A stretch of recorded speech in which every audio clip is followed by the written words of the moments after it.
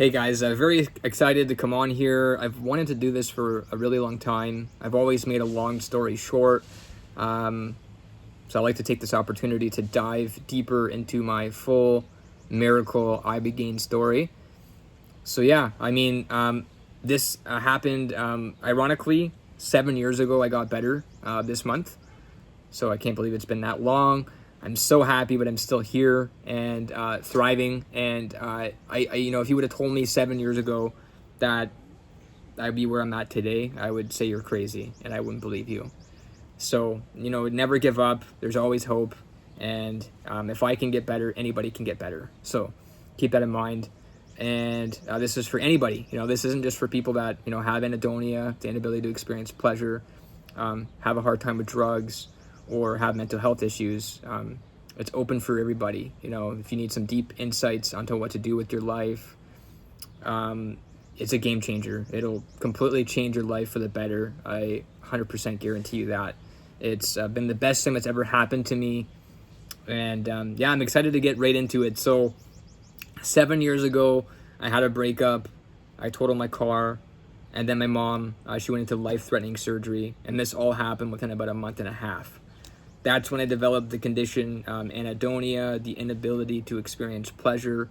So just being in a state where nothing was enjoyable, I couldn't get excited, had no emotion, no appetite.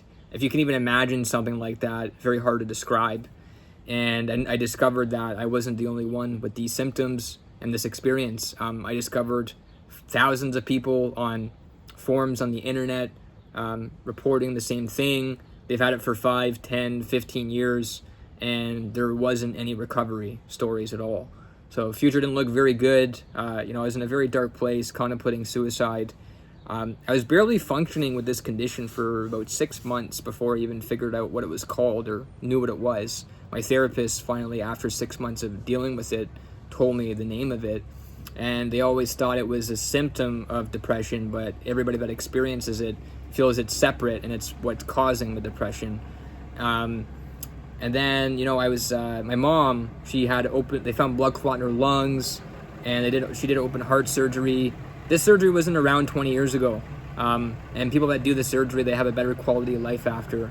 Now, when she did the surgery in August 2017, the machine that was supposed to keep her breathing broke down, and she died and flatlined, and they had to come back in for an emergency surgery. So my theory, because it happened, it caused problems in her recovery. And from August of 2017 to December of 2017, she was puking every day.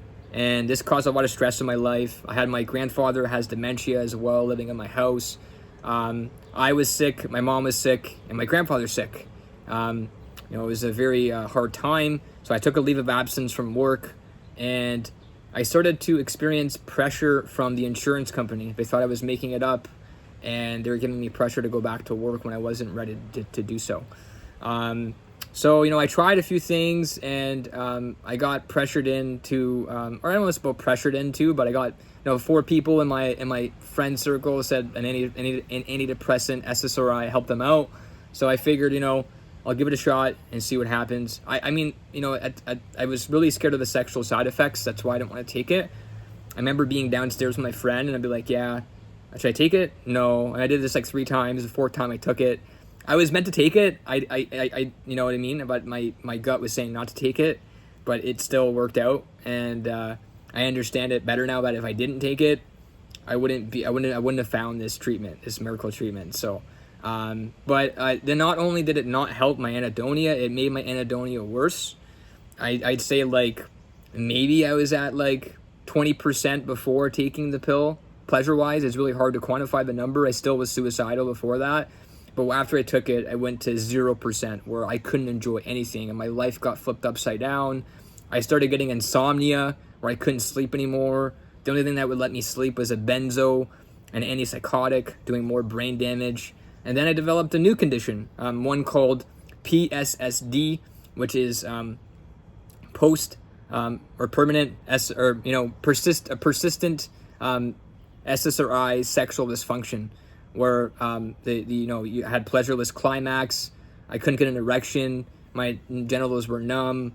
The one last thing I had to enjoy was gone.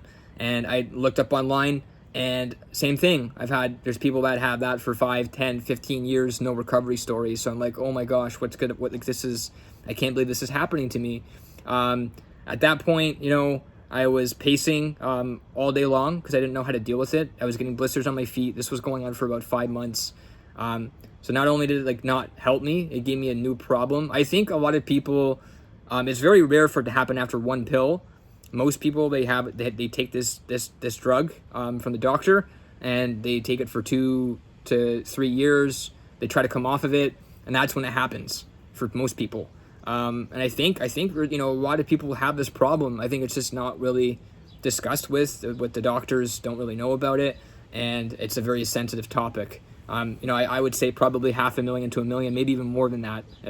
Scratching the surface is really hard to know the actual number of people that suffer with this issue. I was living in the psych ward pretty much after that point. I was always just telling people I need help. So I tell them I wanted to die because it was not good. Obviously, it's not a way that I could continue living. There was a lot of treatments that I was considering. One, my therapist was like, electric shock therapy is making a comeback. I looked into it, and you could lose all your memories. So it's not a risk I was willing to take. Another one was deep brain stimulation, and they drill holes in your skull, and they put electrodes in your brain, and it sounds pretty invasive and not something I was willing to risk. Then a miracle happened. I came across a guy on this PSSD forum suggesting things to try, but nobody actually tried it. It was a huge article by Reset.me. I don't know what happened to them anymore. They used to be really big, but they're not producing any more articles. But at the time, they were really big, and they were doing a lot of good work. And it came a story about a guy named Christian Forbes. He had schizophrenia. He did a psychedelic called Ibogaine, and he actually got better from schizophrenia. So I'm like, man, I got to reach out to this guy. This sounds promising. I'm excited. I have some hope. Really hard to have hope in that state, but it gave me a little bit of light. Even though I didn't know if it was going to work, and I still didn't really believe it was going to work, but I had to give it a shot. And so pretty much he had schizophrenia. He got better, and then the problem is it was very expensive. It was like $10,000 to do this treatment with ozone and stem cells. It was like the universe just kind of here you go. Here's all the best medicines together, and now go share it with the world, kind of thing. I felt like I was chosen, and this is my calling, and it's pretty cool now looking back at it. But the synchronicities that were happening were just, you can't even explain them. They were just so coincidences that just you can't explain, and it was amazing. The guidance from the universe during the whole time. And so I don't know this guy. I met him on Facebook Messenger. He could kill me. He could rob me. He could con me. So, I didn't feel comfortable to go down by myself. I had to go down to Puerto Vallarta. And so my uncle, he was sick and tired of the cost living in Canada 20 years ago.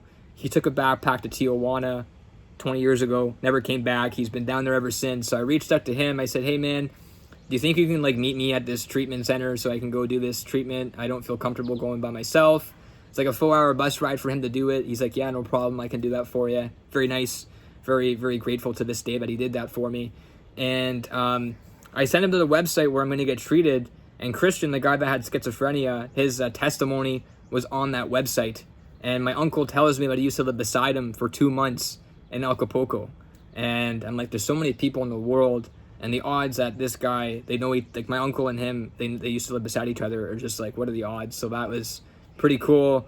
And then I remember being on the getting prepared to go, and I was I wanted to be at the front of the plane because it was a miracle I could even get on the plane.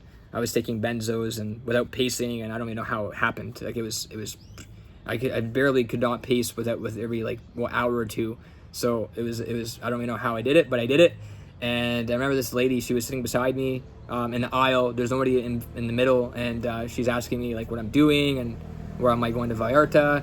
And I told him I'm going to meet my uncle, and she's like, yo, where are you from? I'm like, St. Catherine. She's like, oh, okay, yeah. I'm from Niagara Lake. And she's like, oh, I'm like, okay. She's a realtor. I'm like, oh, so you probably know my mom's friend Heather and Jerry. They're very successful realtor in Niagara. And she's like, yeah, I know them. I'm like, you probably know my cousin Jameson on my dad's side. And she's like, yeah, I know him too. And then she's like, I have a daughter named Dally. And I'm like, I used to hang out with a Dally in this church group, and she was from Niagara Lake. I'm like, hey, wait a second. She shows me a picture, and it's the same Dally. And I'm like, what is happening right now? This is crazy. And then, I land in Vallarta. I'm pacing like crazy. All these thoughts are going in my head. Did I just like get conned? Like, is this going to work? Like, I spent a lot of money. What am I doing? A lot of anxiety. And I remember we had to go to this little fishing village called Sayulita, north of Vallarta. And my mom, she had a boyfriend that passed away in the 80s in a motorcycle crash. And when I was sick, all his favorite songs, their favorite songs together were coming up on the radio more often than they normally do. And the most popular one was U2, With or Without You. But, like, not most popular, but, like, most significant between the two of them. That they really liked that song.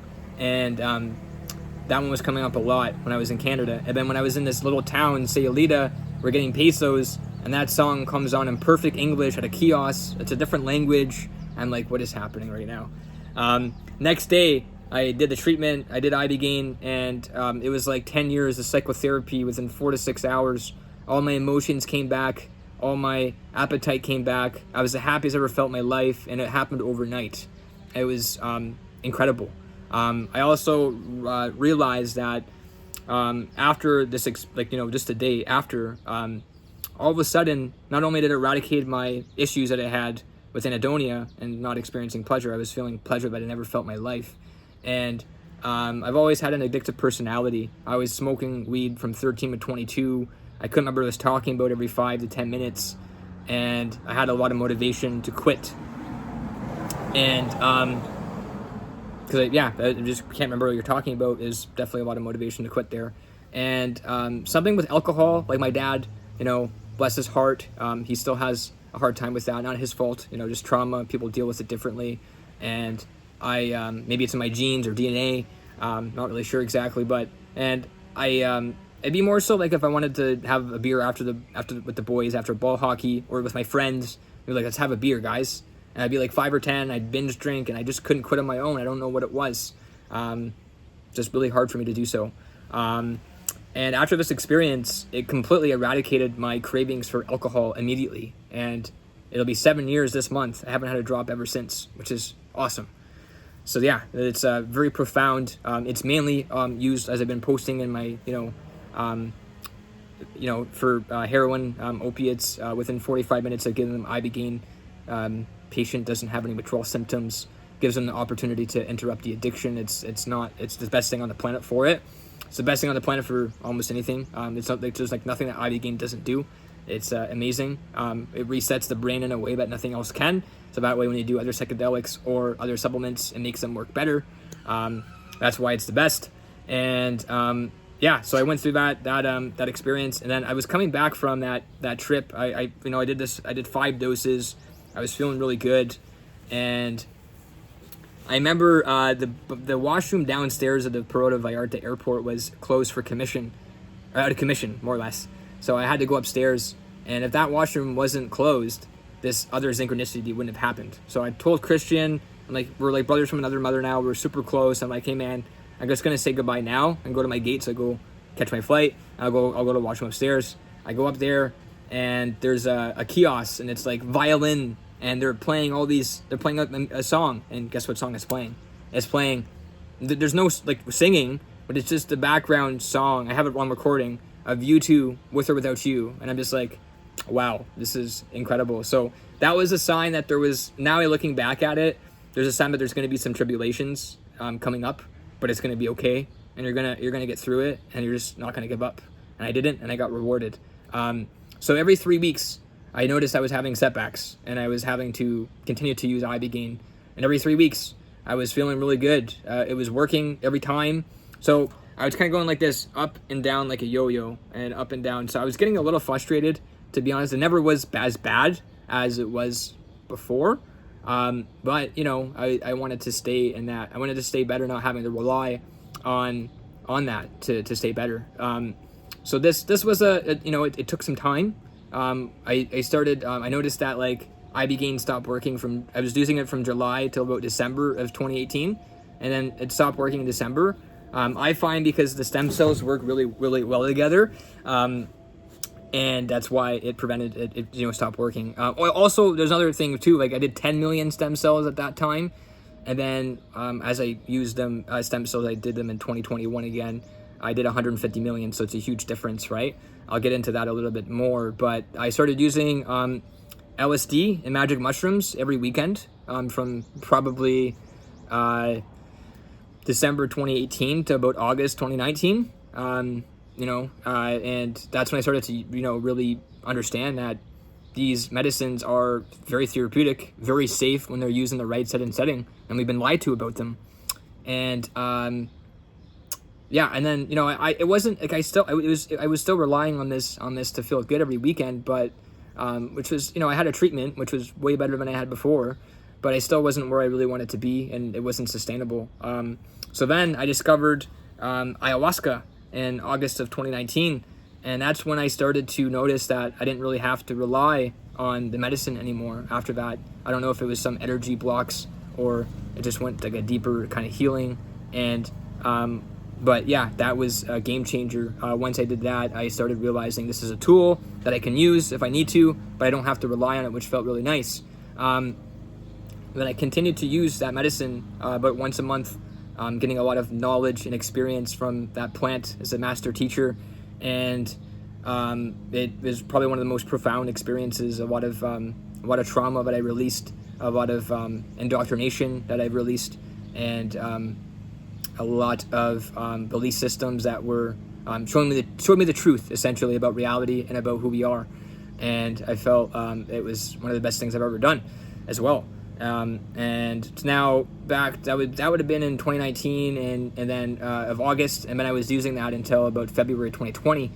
And then I was a vegan and vegetarian, and then all of a sudden I noticed, like, after COVID, around like April 2020 to November 2020, I started developing like these weird symptoms where every time I would eat food, I would have a hard time breathing after, and I'd have heart pains, and I was like, what is happening? This is weird.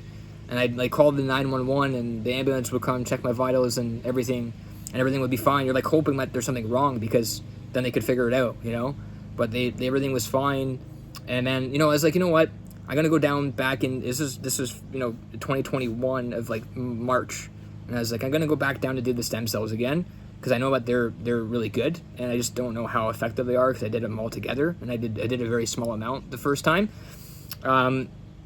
And I'm going to go see if this can fix my gut issues. And it was incredible. Like, it fixed my gut issues immediately, completely gone overnight. And then I noticed I started eating meat again, and I was like feeling like I was thriving. I felt like way better. I was like, my body loves this. Like, the only reason why I was a vegetarian vegan was because I was eating food that was making me tired, and I thought it was the meat, but it was the processed meat, the gluten, and all the other stuff. So then once I started eating grass-fed beef, eggs, fruit, I'm feeling the best I've ever felt in my life. And so yeah, that was the essentially, yeah, that was pretty much a huge discovery. And then once I found out how strong the stem cells were, I started to be like, hey, this might be able to help my mother, because she's on oxygen every day. She can't even walk down the stairs, take the garbage out. She's got a crappy quality of life here, and I was trying to keep her hopes down. I didn't want to get her too excited, and not so that way she's not disappointed, because I didn't know how beneficial it was going to be. So we got her down there in April 2021. We were there for about 3 months, from June 2021, and she did a round of stem cells, and she was able to walk up 5 flights of stairs, complete 180. Completely exceeded my expectations. That to this day, I can't believe it. She's back at work. She's not on oxygen as much.